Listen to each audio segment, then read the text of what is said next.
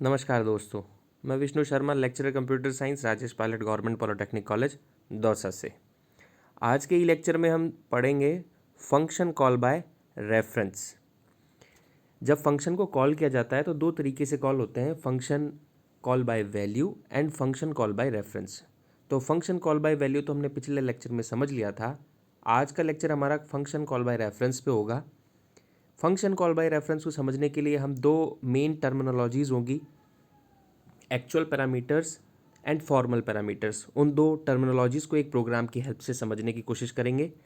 उसके बाद हम एक फंक्शन कॉल बाय रेफरेंस का एक प्रोग्राम, दो वैल्यूज़ को स्वैप करने का प्रोग्राम हम देखेंगे, समझेंगे और उसमें function call by reference apply करेंगे और उसके आउटपुट पर जाएंगे। तो हम चालू करते हैं function call by reference. Before we discuss function call by reference, let's understand the terminology that we will use while explaining this. दो टर्मिनोलॉजीज़ हैं जो कि हमारे को इसको फंक्शन कॉल बाय रेफरेंस को समझने में काम में आएंगी, actual parameter and formal parameters. Actual parameter क्या होता है? The parameter that appear in function call. जब भी हमारा फंक्शन कॉल होता है उसके अंदर जो पैरामीटर्स पास होते हैं उन पैरामीटर्स को एक्चुअल पैरामीटर्स कहा जाता है। जबकि फॉर्मल पैरामीटर्स वो पैरामीटर कहलाते हैं जो कि फंक्शन डिक्लेरेशन या डेफिनेशन के अंदर यूज़ किए जाते हैं। वो पैरामीटर्स क्या कहलाते हैं? फॉर्मल पैरामीटर्स कहलाते हैं। The parameters that appear in function declaration और definition is called formal parameters. इनको हम एक एग्जाम्पल की हेल्प से समझने की कोशिश करते हैं। यहाँ एक सम ऑफ टू नंबर्स का फंक्शन को यूज़ करते हुए हमने एक प्रोग्राम, सी प्रोग्राम लिख रखा है। इस सी प्रोग्राम की हेल्प से हम ये देखना चाहेंगे कि एक्चुअल पैरामीटर्स कौन से होते हैं और फॉर्मल पैरामीटर्स कौन से होते हैं। देखिए, इस प्रोग्राम की शुरुआत हमने कहाँ से की? हेडर फाइल से की। stdio.h हेडर फाइल हमने हमारे प्रोग्राम में इंपोर्ट की। इसके बाद हमने एक सम नाम का फंक्शन का प्रोटोटाइप डिक्लेयर किया है जिसमें दो पैरामीटर्स पास हो रहे हैं। किस तरह के हैं ये? इंटीजर टाइप के। और किस तरह की वैल्यू रिटर्न कर रहे हैं? इंटीजर टाइप की। ठीक है। इसके बाद मेन फंक्शन स्टार्ट हुआ। इसके बाद इंटीजर टाइप के दो वेरिएबल हमने डिक्लेयर किए हैं, var1 और var2। दोनों की वैल्यू हमने यहाँ पर प्रोग्राम की शुरुआत में दे दी, var1 में 10 एंड var2 में 20। इसके बाद हमने var3 जो वेरिएबल है उसको डिक्लेयर किया और उसकी वैल्यू के लिए हमने उसकी वैल्यू कैलकुलेट करने के लिए, क्योंकि हमें यहाँ पर इस प्रोग्राम में var1 और var2 की वैल्यू को सम करवाना है और इस वैल्यू को किस में डलवाना है? var3 में। तो इसकी वैल्यू कैलकुलेट करने के लिए हमने सम नाम के फंक्शन को कॉल कर लिया जो कि इंटीजर टाइप की वैल्यू रिटर्न कर देगा आफ्टर प्रोसेसिंग। ठीक है। अब यहाँ पे देखिए, जब यहाँ फंक्शन कॉल हो रहा है सम नाम का, तो var1 एंड var2 जो वैल्यू पास हो रही है, यहाँ ये var1 और var2 क्या कहलाएंगे? Actual parameter. ठीक है, ये एक्चुअल पैरामीटर्स कहलाएंगे। इनकी वैल्यू कितनी पास हो रही है यहाँ पे? 10 एंड 20। ठीक है। अब जैसे ही फंक्शन कॉल होगा तो हम किस पर जाएंगे? फंक्शन की डेफिनेशन पर। ठीक है। फंक्शन की डेफिनेशन में देखेंगे आप, यहाँ पर आपने इंटीजर टाइप का a एंड इंटीजर टाइप का b ले रखा है, जिसके अंदर डायरेक्टली वैल्यू कौन सी कॉपी हो रही है? var1 and var2। ठीक है।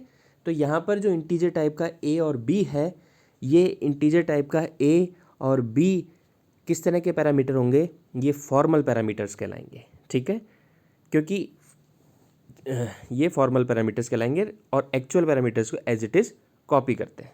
ठीक है। तो अब आपको पता लग गया कि एक्चुअल पैरामीटर कौन से हैं और फॉर्मल पैरामीटर्स कौन से हैं। इस प्रोग्राम की हेल्प से हमें यही समझना था। ठीक है।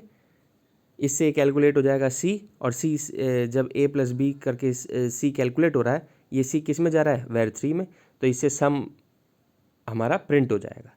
तो ये प्रोग्राम की हेल्प से हमें जो दो नंबर को सम करने का प्रोग्राम है, इसकी हेल्प से हमने एक्चुअल पैरामीटर्स और फॉर्मल पैरामीटर्स क्या होते हैं ये समझने की कोशिश की। What is function call by reference?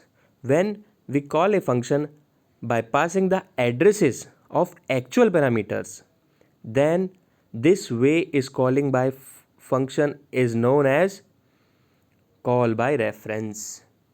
देखिए, जब फंक्शन कॉल बाय रेफरेंस क्या होता है, जब भी एक्चुअल पैरामीटर्स में आप उन एक्चुअल पैरामीटर्स के रेफरेंस यानी एड्रेसेस को जब पास करते हैं, तो उन एक्चुअल पैरामीटर्स के एड्रेसेस को पास करना ही फंक्शन कॉल बाय रेफरेंस कहलाता है।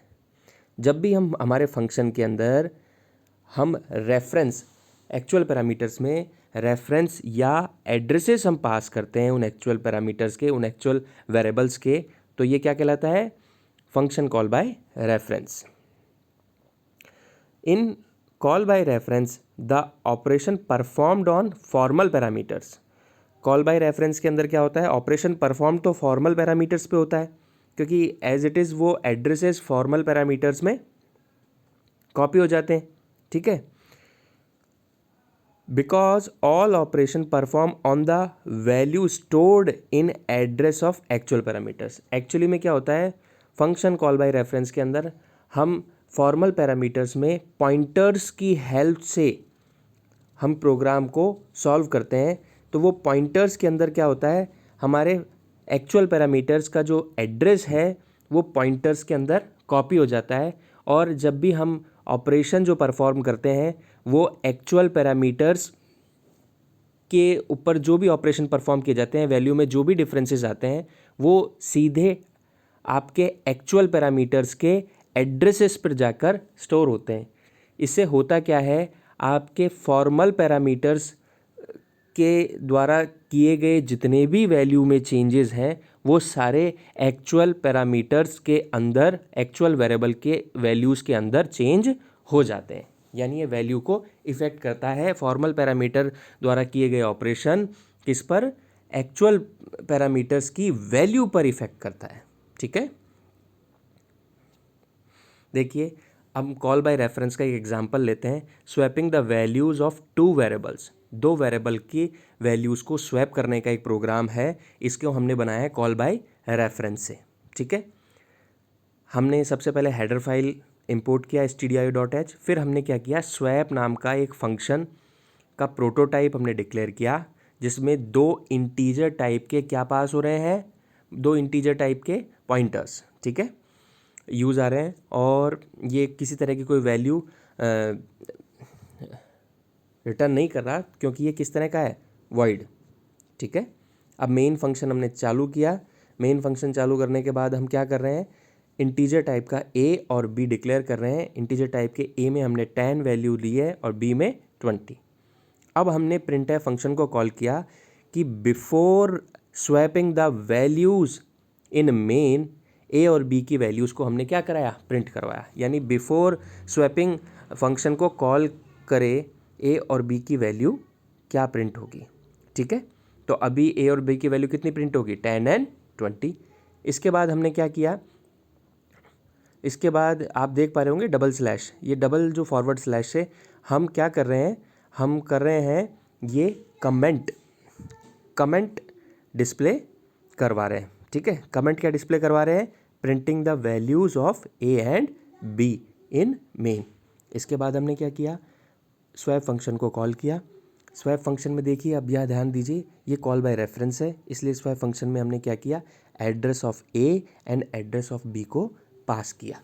ठीक है, एड्रेस ऑफ a और एड्रेस ऑफ b को पास किया। ठीक है, हमने a की वैल्यू को पास नहीं किया, b की वैल्यू को पास नहीं किया, हमने a और b के एड्रेसेस को ही पास कर दिया। ठीक है, ये a और b के एड्रेसेस कहाँ जा रहे हैं, अब जैसे फंक्शन कॉल हो रहा है तो फंक्शन की डेफिनेशन में जाएंगे। स्वैप फंक्शन की डेफिनेशन में आप जब जाएंगे तो देखेंगे इंटीजर टाइप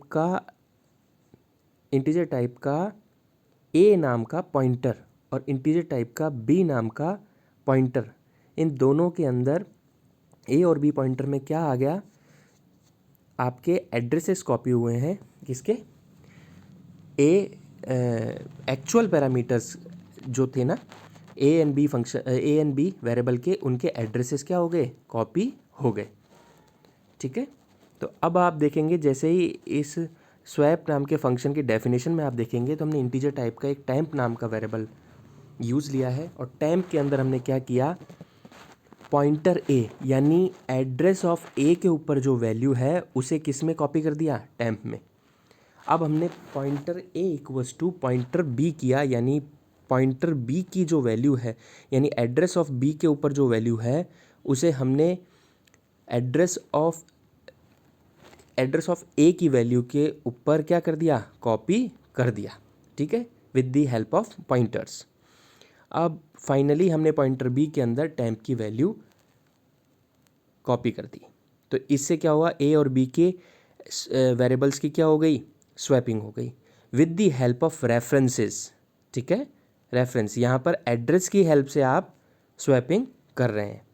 एड्रेस की हेल्प से आप जब रेफरेंस की हेल्प से आप स्वैपिंग करते हैं तब क्या होता है, एक्चुअल पैरामीटर्स, एक्चुअल वेरिएबल जो आपके हैं उनके ऊपर चेंजेस, वैल्यू में चेंजेस आ जाते हैं, ठीक है।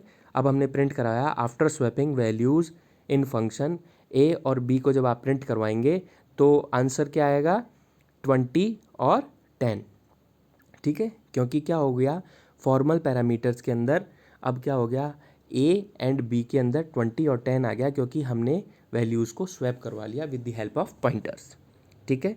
अब जब यहाँ से ये स्वैप फंक्शन फिनिश हो रहा है तो हम मेन फंक्शन के अंदर चले जाएंगे। तो जैसे ही स्वैप फंक्शन फिनिश हो रहा है तो वहाँ पर मेन फंक्शन के अंदर क्या हो रहा है, एक प्रिंटफ फंक्शन और कॉल हो रहा है, उसमें आ रहा है after swapping the values in main. After swapping function call करने के बाद मेन के अंदर ए और बी की वैल्यूज़ को हमने प्रिंट करवाया, तब ए और बी की वैल्यूज़ कितनी आएगी, 20 और 10, ठीक है। 20 और 10 आएगी, क्यों आएगी, क्योंकि हमने कॉल बाय रेफरेंस को यूज़ में लेते हुए हमने एक्चुअल पैरामीटर्स में ए और बी की वैल्यूज़ पास ना करवाते हुए उनके एड्रेसेस हमने पास करवाए हैं, और फॉर्मल पैरामीटर्स में हमने पॉइंटर का यूज़ लेते हुए हमने जब भी जो स्वैपिंग की है वो ए और बी के एड्रेस के ऊपर कॉपी किया है, इसलिए वो फंक्शन बंद होने के बाद भी वो वैल्यू क्या होगी, परमानेंट होगी, यानी वहाँ पर किए हुए चेंज स्वैप फंक्शन में यहाँ भी माने जाएंगे क्योंकि वो एड्रेसेस के ऊपर चेंज हुए हैं, ठीक है। तो ए और बी का वैल्यू कितना आएगा, 20 और 10।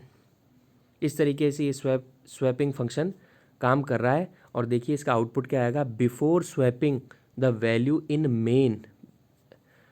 जब आपको स्वैप फंक्शन हमने रन नहीं किया था उससे पहले मेन के अंदर ए और बी की वैल्यू कितनी थी, 10 एंड 20। आफ्टर स्वैपिंग जो स्वैपिंग फंक्शन कॉल किया था हमने, तो स्वैपिंग फंक्शन के अंदर ए और बी की वैल्यू कितनी आई स्वैप करने के बाद, 20 और 10। आफ्टर स्वैपिंग वैल्यूज़ इन मेन फंक्शन, मेन फंक्शन के अंदर वापस आने के बाद आफ्टर स्वैपिंग फंक्शन के कॉल होने के बाद ए और बी की वैल्यू कितनी आई, 20 और 10। इससे हमें क्या समझ आता है, इससे ये समझ आता है कि फॉर्मल पैरामीटर्स पर किए गए चेंजेस यहाँ पर एक्चुअल पैरामीटर्स के ऊपर क्या करेंगे, अफेक्ट करेंगे, क्योंकि ये कॉल बाय रेफरेंस यानी एड्रेस के थ्रू हो रहे हैं, ठीक है। तो ये था हमारा call by reference. Thank you so